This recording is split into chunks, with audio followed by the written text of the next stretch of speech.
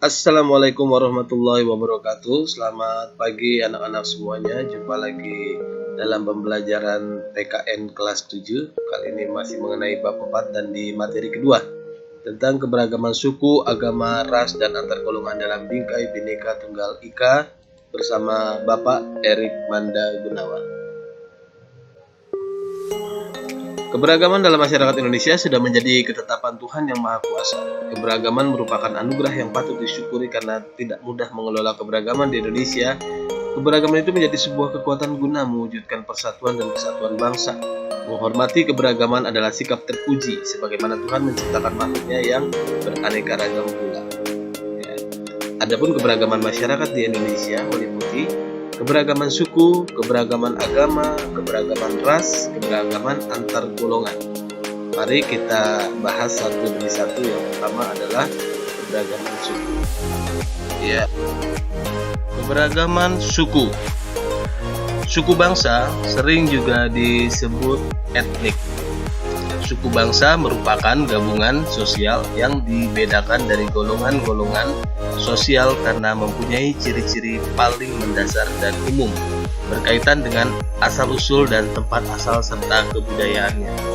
Ciri-ciri mendasar yang membedakan suku bangsa satu dengan yang lainnya antara lain bahasa daerah, adat istiadat, sistem kekerabatan, kesenian daerah, dan tempat asal. Menurut penelitian Badan Pusat Statistik yang dilaksanakan tahun 2010, di Indonesia terdapat 1.128 suku bangsa. Antar suku bangsa di Indonesia memiliki berbagai perbedaan, dan itulah yang membentuk keanekaragaman di Indonesia. Beberapa suku bangsa di Indonesia berdasarkan asal daerah tempat tinggal, antara lain di Pulau Sumatera terdapat suku Aceh, Gayo Alas, Batak, Minangkabau, dan Melayu. Di Pulau Jawa terdapat suku Jawa, Sunda, Baduy, Samin. Sedangkan di Kalimantan terdapat suku Dayak. Di Sulawesi terdapat suku Bugis, Manado, Gorontalo, Makassar. Kawasan Maluku terdapat suku Ambon, Sangir Taulut, Ternate. Kawasan Bali dan Nusa Tenggara antara lain suku Bali, Lombok, Bima, dan Timor. Sedangkan di Papua terdapat suku Asmat dan suku Dani. Itulah keberagaman suku. Mari kita berlanjut ke keberagaman agama. Kekayaan alam yang dimiliki bangsa Indonesia dapat diperlukan oleh bangsa lain. Hal inilah yang membuat para pedagang dari bangsa-bangsa lain banyak berdatangan. Selain berdagang, mereka juga menyebarkan ajaran agama. Agama Hindu dan Buddha itu dibawa oleh pedagang-pedagang dari India, sedangkan agama Islam dibawa oleh pedagang dari Gujarat dan Parsi sekitar abad 13. Kedatangan bangsa Eropa membawa ajaran agama Kristen dan Katolik, sedangkan pedagang dari Cina menganut agama Konghucu dan menyebarkan agama-agama tersebut. Kita beralih ke ras.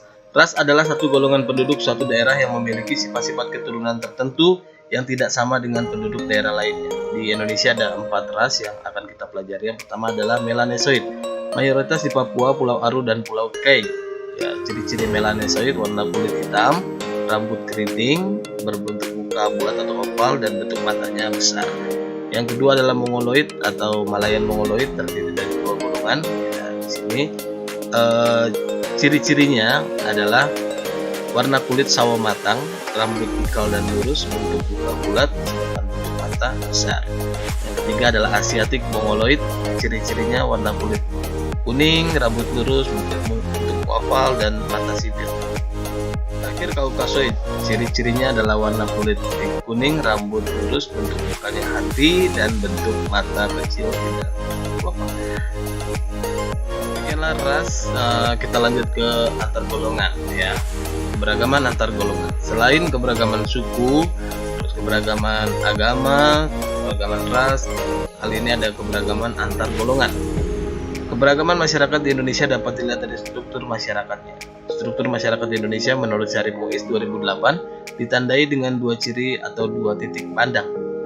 Oke, yang pertama secara horizontal ditandai oleh kenyataan adanya kesatuan-kesatuan sosial berdasarkan perbedaan-perbedaan suku bangsa, agama, adat istiadat, dan kedaerahan. Oke, yang kedua secara vertikal ditandai dengan adanya lapisan atas dan lapisan bawah yang cukup tajam. Berikut, dalam sosiologi, adanya lapisan dalam masyarakat itu disebut social stratification atau biasa disebut juga kelas sosial.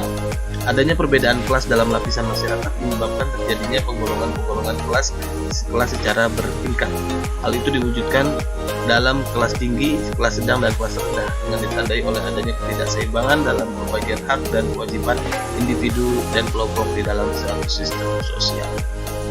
Oke, dalam kelas sosial terdapat penggolongan manusia secara bertingkat atas dasar kedudukan atau status sosial sehingga menyebabkan perbedaan antara hak dan kewajiban. Demikian pembahasan hari ini. Ya, kita berjumpa lagi di lain waktu. Atas perhatiannya Bapak ucapkan terima kasih dan semoga kalian selalu dalam keadaan sehat semuanya. Akhir kata, wassalamualaikum warahmatullahi wabarakatuh.